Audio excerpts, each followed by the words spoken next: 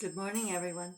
This is Jeffy Kennedy, author of fantasy romance and romantic fantasy. I'm here with my first cup of coffee.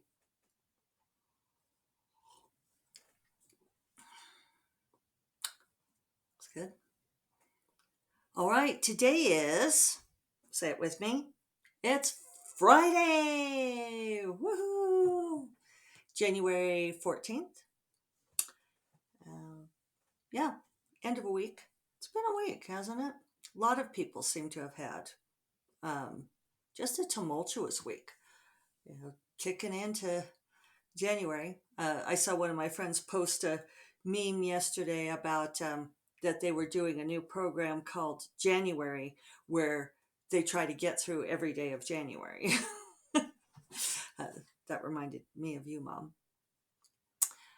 Although it's nice now that my mom's in the land of warm weather, she's much happier with January's. In fact, I think that you would say January is now a good time for you, right? So, thank you for the kind thoughts and virtual hugs that you all sent. I appreciated it. I didn't expect to be so emotional about my friend yesterday. Um, it's funny how when you get to be later in life, as opposed to when you are, you know, a kid or in college or, like early stuff. Uh, how your friendships form because and it's something I've actually thought about a whole lot is like why do we make friends with the people that we do, and why do we lose friends, why do they pass again out of our lives? And it's interesting. I think so many of our friendships are situation dependent. They have to do with, and not even situation, but like occupation dependent, right? They have to do with like what we are doing, what we're spending our time doing. And I've had lots of conversations with friends about this because, they talk about like when their kids were little, that they had a whole lot of mom friends. Their friends were the moms of other kids their same kids age, and their kids would play together, and they became friends for that reason. And once the kids got older, they drifted away from the mom friends. And of course there's always exceptions to these things, but there can be yeah, a lot of maybe it's situational. Your next door neighbors where you live at a particular time. When we're kids, it's the kids in our classes in high school, the kids in our high school class, and we gravitate to certain people. Uh, Jobs, you become friends with the people that you work with. And when you leave the job, sometimes those friendships, sometimes they persist and sometimes they drift away. Most of my close friends right now are writers, shockingly enough. But I'm also friends with people that I have professional relationships with. Like I am friends with Assistant Kareen. Um, but we became friends in part, well, in part because she read my books first. And so that makes anybody my friend. Um, if you read my love my books, you are my friend. Um, but then, like, it's funny, the other people that I see regularly, uh, by the gal who does my nails. I see her every week, and we actually know each other really well. um, the guy who does my hair. And so my CPA, someone that I have been, you know, in an intimate financial relationship with for many, many years. I wonder how long. Okay, so March of 2016. Um, Feels longer, but that's marked my whole transition to supporting myself as an author. He's been an intimate part of that. So, almost 6 full years of pretty regular communication. But then it's funny when you have a professional relationship with someone like that, uh, though you have that friendship and feel the closeness. you also don't have, like entree to their lives. And so my mom suggested I should try to look up his home address and send him a note, which I think I will do. I think that was a very good idea, Mom. So, hmm, what else? Yeah, I'm still at midpoint at this on this book. I'm at like 52,000 words. So, hopefully it'll speed up after this. I guess I didn't really finish all my thoughts on friendship, did I? I think one of the things is I'm coming to recognize that it's okay when friendships pass out of your lives again, out of your life again. That it's that's it's part of the natural order. Maybe we don't like things to end or to lose things, but and sometimes somebody ends up not being your friend anymore for reasons that are not transparent. It's like, well, did I do or say something? And you can really kick yourself around for that sort of thing. I read a really great collection, um, and I wonder if I have it here on my shelf. I don't have many paper books anymore. It was like the friend something. Oh, that's my mom. That's your ringtone, Mom. Um, I'll say hello to her so she's not concerned. Well, I was trying to find the name of that book, and then I got a phone call. uh, been trying to rework the schedule for house cleaning because I had to cancel on my gal earlier this week because I was sick, and now my lady who comes and cleans is having surgery on Monday. So she actually had her son call me to facilitate communication and navigate. So, um, yeah, I mean, it's interesting, doesn't it? Seem like lots of people are sick. My nail gal was out for 2 weeks with like major cough and sinus infection, not COVID. She got tested several times, went to see the doctor, all this, and the doctor's like, nope, it's just your garden variety, January respiratory thing. And that settled in her lungs and she got kind of a pneumonia. She even said, which I thought was funny, she's like, we got so aware of being so careful to not get COVID, and then we forget that there's still all these other things we could get. So, uh, so anyway, this collection of essays, and I cannot remember the name of it. I even tried looking it up on Amazon, and I didn't get anywhere, and I don't see it on my shelf. But it was really excellent. Too bad you guys will never know about it. And I think I even lent out my copy to someone. But it was all of these essays about losing a friendship, a female friendship, and sort of musings on why.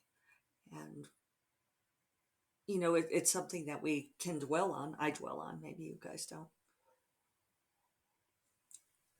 But very often we never get an answer to. And that's okay. The maybe sometimes the answer is just that friendships can be situational. And when you're no longer doing the thing, then your little Venn diagram of intersection, that's my Hangouts. I should mute. It's probably Assistant Corrine. Yep. Yep. Wrong button, Jeffy. There we go. All right. Sorry for all the interruptions, you guys. You should always mute your phone when you're having coffee together. So, yeah, just interesting, the musings on friendships and so forth. The other thing I'm thinking about is retellings. I feel like retellings are really popular right now, and again, sort of these circles and circles of uh, readers and storytellers. I know that, like, among the KU fantasy romance gals, uh, fairy tale retellings are immensely popular, and there are certain ones that come in vogue. So right now, like Hades and Persephone, uh, sexy retellings are really in vogue, and there's a number of them out right now.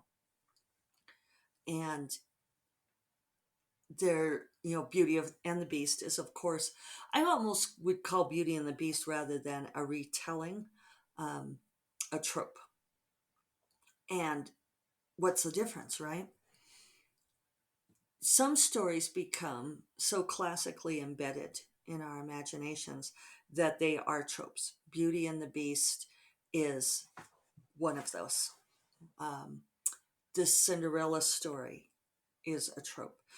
Arguably, like when these were set down in the format that we're familiar with today, sort of the uh, Hans Christian Andersen or style fairy tale retellings, where they were doing a retelling, right? And they set it down in a book, but these stories were much older than that.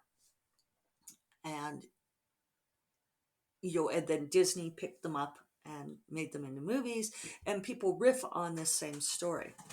So you have the story as we're familiar with it being told, such as, like Cinderella, with the idea that the core of the story is the young woman who is um, downtrodden, who is recognized for her innate qualities, for her goodness, that she shines once given the opportunity, that her qualities shine, and she marries the prince and becomes a queen.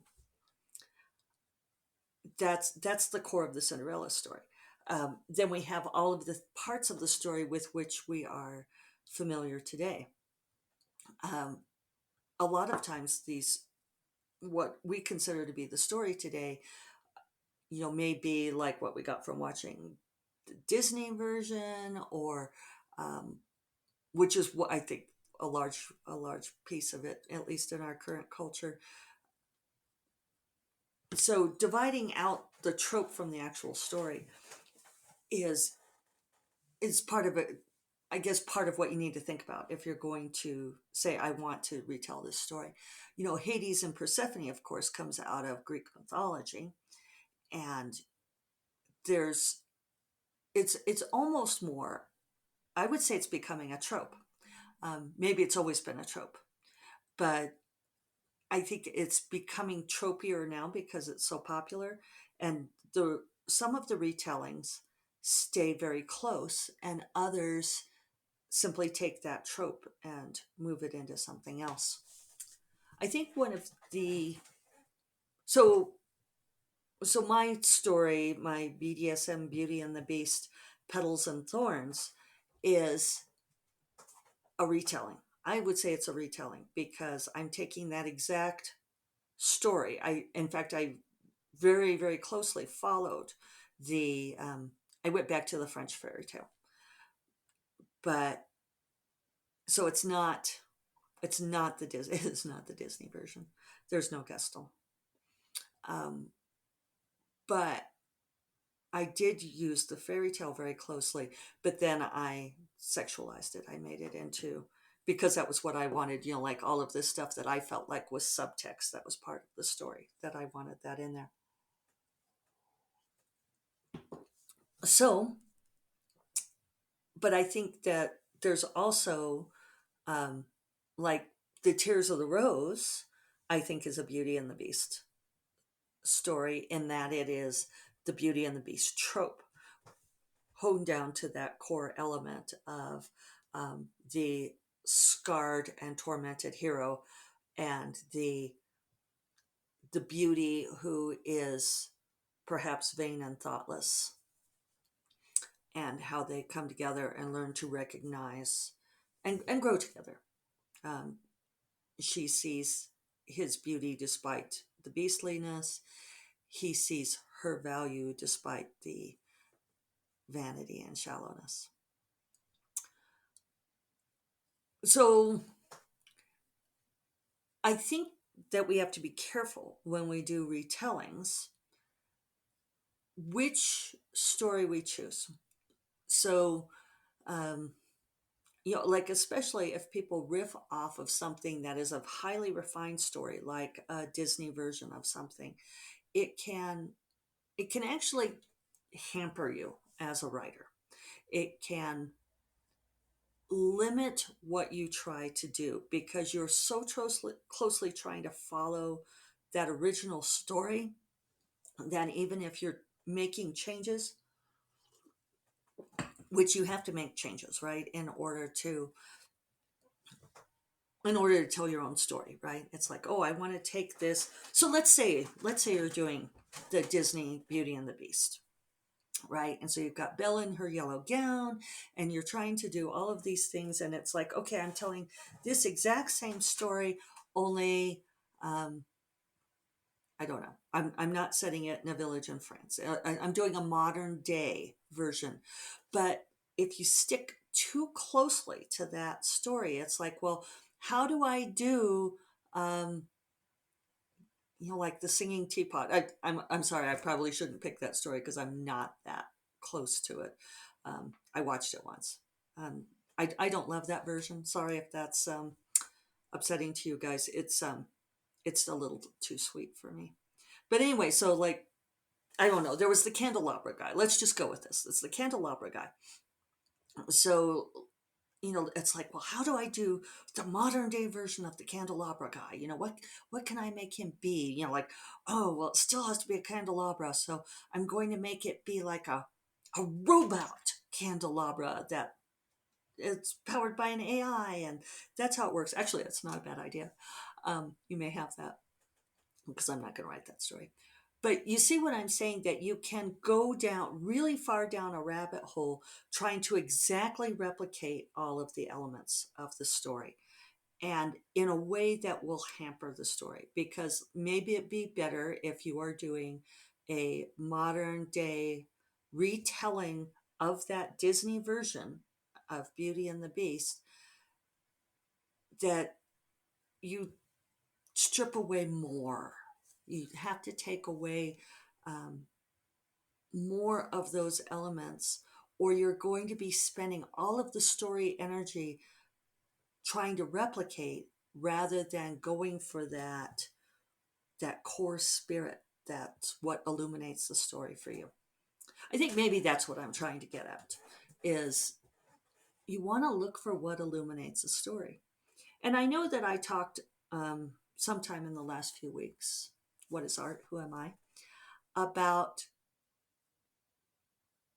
what makes what makes a story light up for a reader. And some authors complaining that no matter what they do, they are not able to be, like their books just never take off. It's an indefinable something, but I do think that it has to come from that creative heart first. That if you are trying to intellectually follow the rules and replicate a thing, it's just it's not there. That's not where the spirit of a story is. um, you know People get upset about stuff like 50 Shades of Grey, and say, well, it was Twilight fan fiction, and that's doesn't all it did was rip off that story.